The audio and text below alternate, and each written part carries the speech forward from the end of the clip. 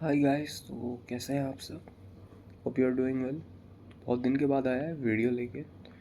तो आज हमारा टॉपिक है the Headingley test 2002 victory under Dada's captaincy, जो आई थिंक इंडियन क्रिकेट के एक मेजर टर्निंग पॉइंट था जिन्होंने क्रिकेट फॉलो किया है आई थिंक फ्रॉम 90s या 80s। अगर हम देखें तो इंडियन टीम बाहर जाके जीतती नहीं थी।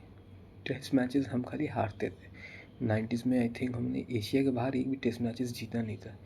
तो फिर फिक्सिंग हुई लेट 90s में, इफ़ यू पीपल रिमेंबर। और फिर सौरव गांगुली को कप्तानी दी गई, ठीक है। और उन्होंने कुछ यंग प्लेयर्स और कुछ अपनी उम्र के क्रिकेटर्स के साथ मिल के एक अच्छी टीम बनाई, ठीक है। 2001 में हमने बॉर्डर गावस्कर ट्रॉफी जीता। इंडिया को बिलीव मिल गया कि हम बेस्ट के साथ भी कॉम्पीट कर सकते, हम भी जीत सकते, we can also challenge them, which was good.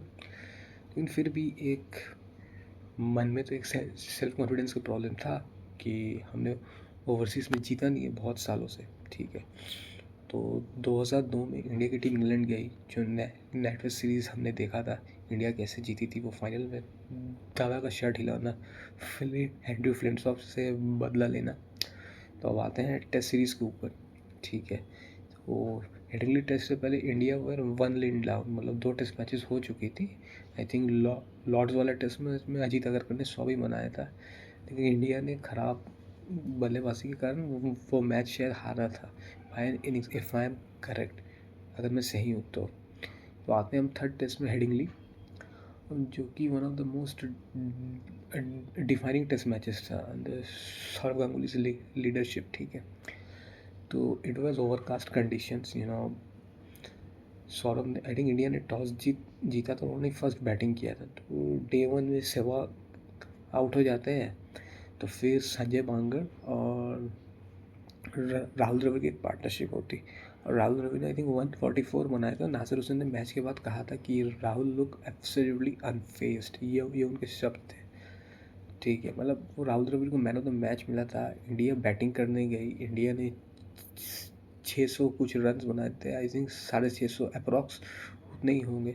Saurabh, Sachin और द्राविड ने सेंचुरी बनाए थे, ठीक है। सचिन का वो 100 टेस्ट मैच भी था, उन्होंने 193 बनाए थे, ठीक है।